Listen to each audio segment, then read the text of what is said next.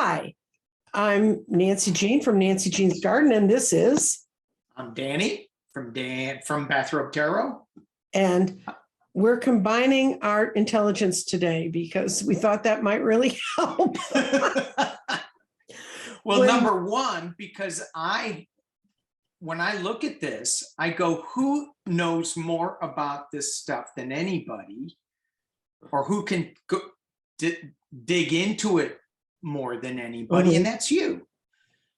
And you sent me down so many rabbit holes, and I said, I'm going to find one for her. Yeah. What Danny did is he approached me about talking about how to get involved in elections.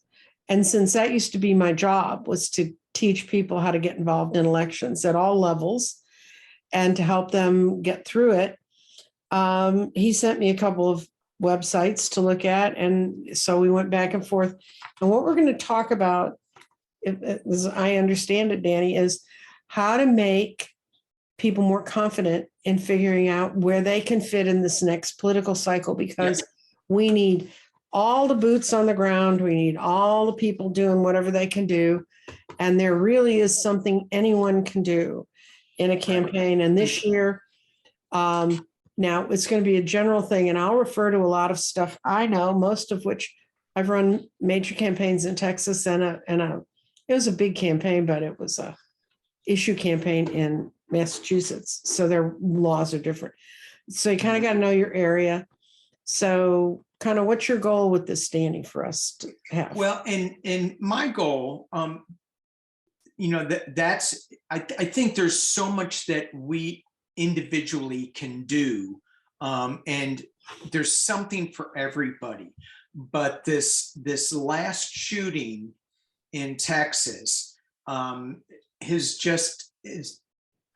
just so pissed off at these politicians. I want to keep that on our minds. So, I've got it in my calendar to do a show on gun violence, not violence, but gun safety or whatever, every month or something, to keep it in our minds, and to get our elected officials in front of them. Maybe talk to advertisers, and say, hey, we're going to be pulling your funding.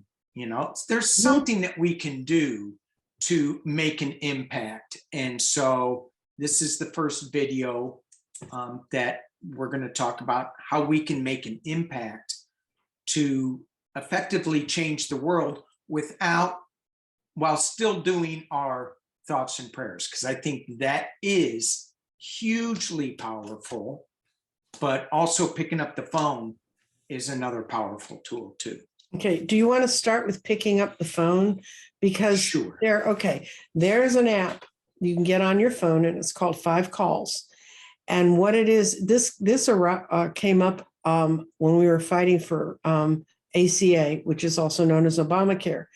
What would happen is we would know, we had people actually calling their congressmen and stuff, and the congressman would come out and he'd go, well, I don't have no reports of any calls. My constituents don't care about this. So they came up with this automated system. So if you called, they'd say, do you want to call your congressman or your senator? And you'd text back yes. And then they would send you the phone numbers, their like local office or state office or federal office, whichever one. And they kind of give you an idea of a message of like, what was the issue that was up right now? Because whether you realize or not, there's a lot of weird moving parts when ACA was going through for passage. And I was having meetings at my house and projecting up computerized messages from the White House about it to get people up and educated. So we wanted people's calls, we wanted their notes, we wanted whatever they did to count. So we found out that with these services, they could track your call. They were sort of tied into it. What had happened is you'd say, yes, I made the call. And they'd ask you a tick down of who did you contact and what did you say? So the next time the congressman came out and said, nobody in my district seems to care about healthcare, we're just fine, someone would be there from those organizations and say, well, what about these 30,000 phone calls you've gotten? and it stopped it cold. They Ah, couldn't nice. say, so 5 calls set you up, and they will ask you issues you're interested in, and they'll let you know when things are up and when you need to be contacting your congressman, your state senator, whatever level it needs to go to. They also do some local issues. So you might think about that, because that's the way you make your phone call, and then it's followed up and tracked, and they have a way of letting people know it's happened. Right. And we're going to put all these things down below the video. Right. So you guys can check that out and click on it. And then one of the things is there's a lot of organizations that can teach you some basic skills. We're going to go through that. But one thing is there's one group that I think has everybody else beat. It's called Ballotpedia. Mm-hmm. And it's bipartisan, so don't freak out about that. I actually get a weekly newsletter from both sides to see how things are working out. But you can go in there, and if, say, you live in a district in a certain state, you can go and you can see the voting record for your. And so when you're talking about guns, people are going to need to know when these people either don't show up to vote at all, or they vote no, a solid no, and they know how many times they have. Because without that kind of knowledge, you can just say, well, I know you're voting no, and they'll be trying to tell you their cover lie for whatever they think they're really doing. Ballotpedia also goes down to local races, mayor races, city councils, and those are important too, because those folks can put a lot of pressure on the folks above them if they really want to. And so that's Ballotpedia, and that will be in there. So did you have another group you want to talk about, Danny? Well, the one that has kept coming up to me from one of the subscribers is Field Team 6. Mm-hmm. And I don't know if we were talking about that backstage or in the very beginning, but that is a really great website, although it's in limited states. Mm-hmm. But it's a great website that will allow you, when you dig into it, that you can just write postcards from your house. So let's say you're afraid to pick up the phone and call somebody, then write postcards, send postcards out. That is. And one of the things, if you have a handwritten postcard, that tends not to get overlooked versus one that's all typed up. It's just like, okay, another one, oh, someone took the time to handwrite this. Mm-hmm. They will spend another 5 seconds before they throw it away. And they're still going to throw it away, but. And not only that, but if it's from, I can tell you, because I used to run walking campaigns, and the most important person to come up to your doorstep in a walking campaign, and we're talking at city council level, but it's actually any level, because I did talk to Sheldon Whitehouse. He walked all of Rhode Island. Of course he could. It's smaller than Texas. It's smaller than Dallas.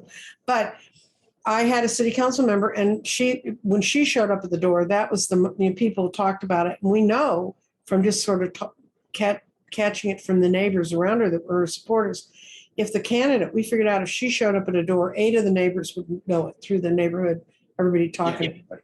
Okay. Now, if someone shows up from their neighborhood and said, I'm supporting this person, and here's why. And when I used to run walking programs, we educated every single walker. So they knew, and it wasn't just they could talk about the candidates' talking points. My first place to start, and this might be a good place for you to start in your own heart, is why am I here? Mm-hmm. What is so important about what's going on here that I am here? And you start from that point, and then you move out. And if you're writing a postcard and people realize, oh, this is my neighbor. I mean, this is someone near me. That's going to make a whole lot more difference than somebody they don't know, which is why I never used paid walkers. I always used people that were in the neighborhoods. And back when we were working with Obama, we had 2 older women that lived in this one precinct, but neither one wanted to walk it alone. So we paired them up, and they both had dogs. They had dogs that they had to walk every day. And so they started walking in June in Texas, which is now anyway, but they would pick their times. They'd go out early, they go out later in the evening. I mean, in the evening just before it got dark. But they start out just, well, we'll walk our little neighborhood. Then they ended up, they walked two precincts. These little old ladies walked because they had such a good time meeting people and talking to them and meeting people who'd never voted. And they'd say, I voted every election of my life, and this is why you need to now. But they each had the very own strong personal story about what things meant to them.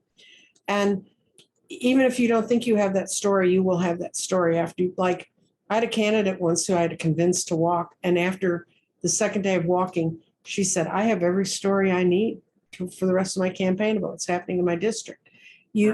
It's so interesting because you're meeting people you wouldn't meet any other way. And I always had walkers walk together. And some people still have very firm friendships from that. So that's walking. Phoning, I don't phone because the governor's off my brain. And if they hit me the wrong way with the wrong statement, and you're representing the candidate, so you can't say the words I would want to say to that person. So I don't call very often. But if you're calm and you like talking to people and you just get in, get your message and get out. And what you're going to mostly run into is the answering machines anyway. Writing letters is another thing. And if you can put a little personal thing about why you think this is a really important issue, it's really important for people. And we found a whole bunch of them. We found there's another group you can meet if you want to go out and meet and be with, how they're saying everybody needs to be finding their tribes now. When Trump won, these congressional workers, these people who'd worked in Congress and understood how to get through to politicians, they created a thing called Indivisible. And you can go to their site and download their whole book. And it talks about everything you can do in campaigning, how to get into issues, what's important. And I actually helped form 3 Indivisible groups in Dallas, and they're all based on sort of a neighborhood, a locale. Right. And I'm gonna back up just a little bit because I think this is super important. When you're making phone calls and when you're walking door to door, I think it's really important to hook up with somebody and so that you have an accountability section as well as a safety section. Oh, yes. So you could have just a leader in a whole bank of like 5 or 10 people, and you have a little group that you're in. However, if you're just doing it by yourself, hook up with somebody, hook up with another person so that you can share your experiences, because there are going to be some people that are jerks to you that you're going to have to like go, okay, and settle down from. But 90%, 95% of the people are wonderful. They'll talk to you. They understand what you're doing. Everybody needs to have their point of view. You just don't need to react to it as what your 9 candles is going to be talking about. Just observe it, let them say their speech, their talk. And this isn't a confrontational thing. You're just trying to give them some information. You're not trying to change their mind. You're trying to get them to vote and change their vote, maybe. Yes. Well, and that's, as a walker, that as actually when you're on the campaign levels, most of these things are going to send you to, most of the groups are going to put you in. They make it really plain about those kind of levels. And for the most part, I absolutely know for a fact that we tried very hard to never send anyone up to a hostile door. We would go in Texas, you don't register by party. The only way you can tell where a person might be leaning is which primary they voted in. And that you can't identify. You can't see who they voted for, but you see if they voted as a D or an R. And so we used to always try to pick at least 2 D households where in 2 rounds people had voted as Democrats. But towards the end, last time I set up a walking campaign, these guys went up to the door and they knocked, and this man came to the door. He said, "Who are you?" And they said, "Well, we're here for the Democratic candidate for your state house race here." And the guy goes, "Why are Democrats on my doorstep?" And the guy goes, one of the guys says, "Oh, well, these are identified, I think, as Democratic households." And he goes, "No one in this household's ever voted for a Democrat." And meanwhile, his partner could see behind the man that was screaming in the doorway, the wife going, "Go away, go away." But we do our level best to get, and it's kind of a funny story, and we felt badly. We might have gotten her butt in a crack, but but there's so many people that aren't voting, so many Democrats that are not voting. So that makes a great point.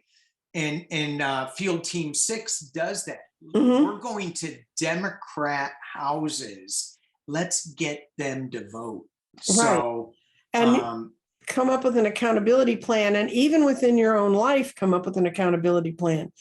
One of the things an Indivisible group found was they would have dinner parties during early voting, and they'd invite people over, and then they'd have a van pull up, and they'd stuff them in the van and drag them to the polling place. Because people always can find an excuse to go. So on the Saturday and Sunday voting, they go, "No, come on, you had food. We're going to go over and vote." And one guy actually walked up to the Rob, who was kind of putting these together, and he said, "I thought it'd be a whole lot more painful. You see all those long lines and you see all this stuff." And it's like, no, it doesn't have to be that way. And in Texas, I know in other states it's different, but there's a lot of these programs that have registering people to vote, where you can go out and find someone. "I just don't know how to register. I mean, I don't know what to do." And in Texas, every kid, when they turn 18, is supposed to be able to go to the main office of their high school and get their voter reg card, right? Right.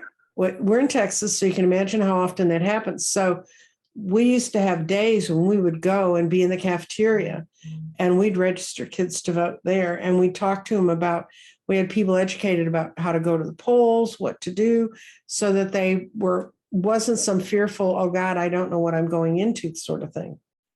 Yeah.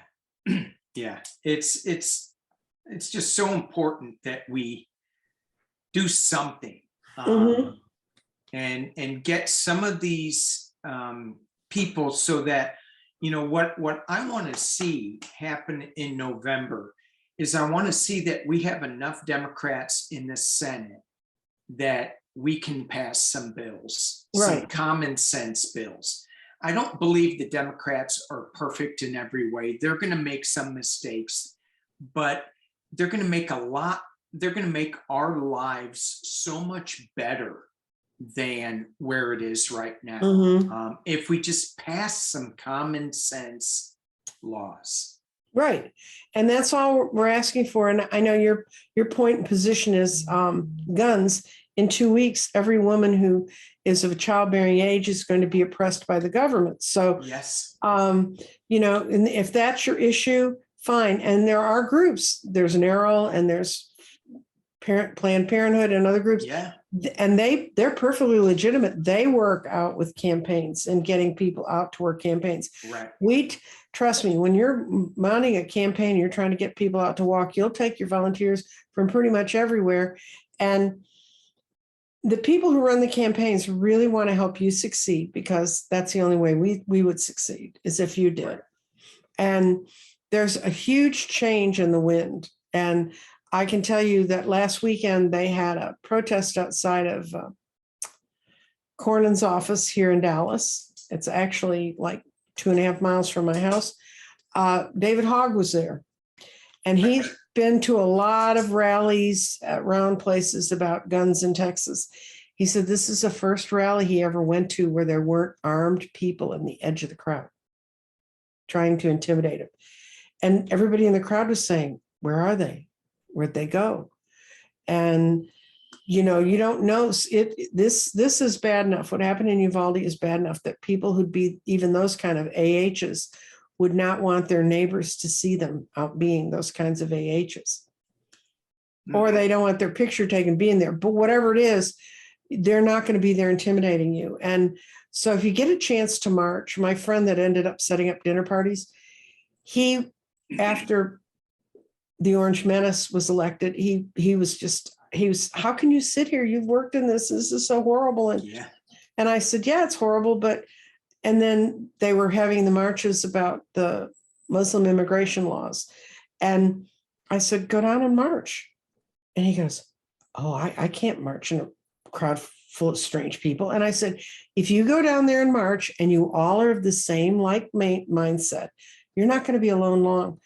Well, he went down, he talked a friend of his into going with him. They went down, they marched, and Rob marched. He's been marching ever since. I mean, he found the power of being with people who have the same feelings you do is so empowering to you, and it helps you grow so much, helps your own sense of what you believe is right to be okay. So all I can tell you is we're going to have a whole lot of lists there. And if one of them doesn't work for you, just Google your area. I know in the case of, like you said, Field Team 6 kind of has a limited states is focused in. There's Indivisibles, I know, in every single state.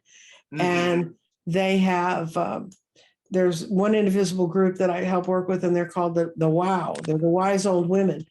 And they organize the crap out of everything, and they're a good place to go. And it's good. It's a way to start to find your tribe for your belief systems. And if the first group is a little bit hostile, go to the next one, because, they're normally not. But, the other thing is when you go, when you go and you say, I'm a complete political novice, there will be some that will give you the side eye, like, what took you so long? But I guarantee you there's going to be 3 or 4 of them in there that are going to say, thank you, honey, and you've arrived now. Yeah. And the thing with Field Team 6, and I'm looking at their map right now, they have California on there. And I'm like, really? Really? You need California needs help.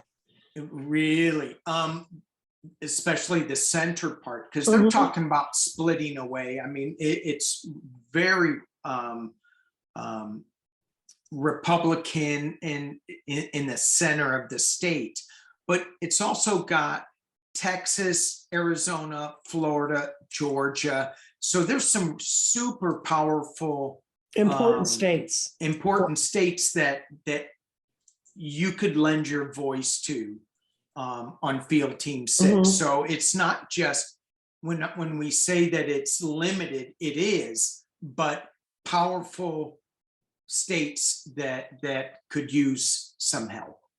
And the other thing is, if you can't do anything else, and I know times are tough and people are losing money, and it seems to drip out the spout of the oil companies, but you want to change that, you got to change the government we got. And you got to look at the guy who's running against Grassley in Iowa. I don't park with my money easily. I did send him a little bit because his name is Franklin. He was an admiral in the Southern Fleet.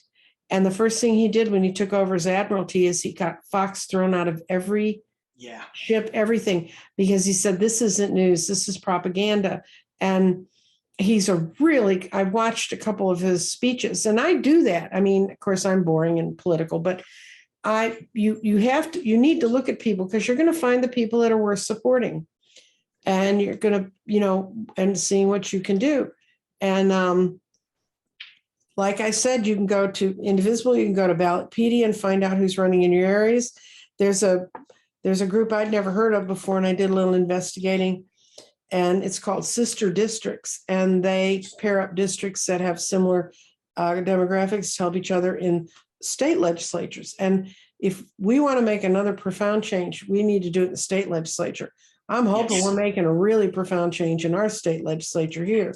But I'm in Texas, but and protect. When you look at the state legislatures and what they do, and there are some Democratic governors that get to push back on that, and then there are some governors that are Republican that just swallow all of that up, and it takes the whole state into a nosedive. As far as human rights issues, gun issues, women's issues. To me, it's just mind-boggling how they can be so backwards. Well, it was a targeted move. There was a movement in 2010 called Project Red, and after Obama got elected, Koch brother money and a bunch of other people's money was in this, and they hired this young guy and a bunch of statisticians, and they figured out the best way and which were the state houses and state governorships they could take over most easily. And they poured a ton of money into those, and that's how they started it. And the other problem that we have in Texas is once people they understand who the power structure is, people, because they view politics as a team sport, which I think is dumb. But anyway, they want to be with the winners. And so 2010 set up this whole cycle. And then they took over all these governorships and they started gerrymandering.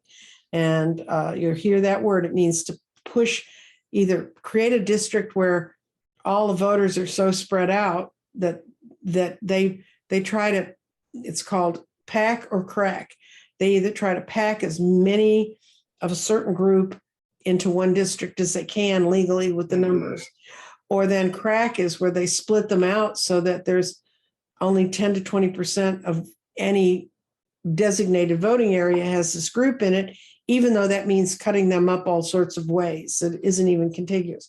We had one congressional district in Texas that it took almost a day to drive from east to west because they're so selecting out the Hispanic vote that went along there. I've run races where there were 16 counties in it. Of course, one of those counties had more cows than people, but so how did they vote? The cows probably more intelligently than their bosses. But so there's this, all this stuff has gone on, but the reason they got away with it was because no one was looking. There was no press covering it. People were too busy worrying about the color of jacket Obama was wearing, the suit coat he was wearing that day. But now we have a chance, if we can get everyone we can to go in with us. And if you have a friend who just wants to sit there and bitch, and one thing I won't do, if you ever watch me talk about politics on YouTube, which is kind of, it's like with Danny and then on Sunday with Scott a little bit. The only times I do it, and I will not feed fear. And one thing I hold against many readers is that they fed fear for so long. And they made people feel powerless. And you are not powerless. We have millions and millions, they have millions and millions of dollars, and we have millions and millions of us. Yeah.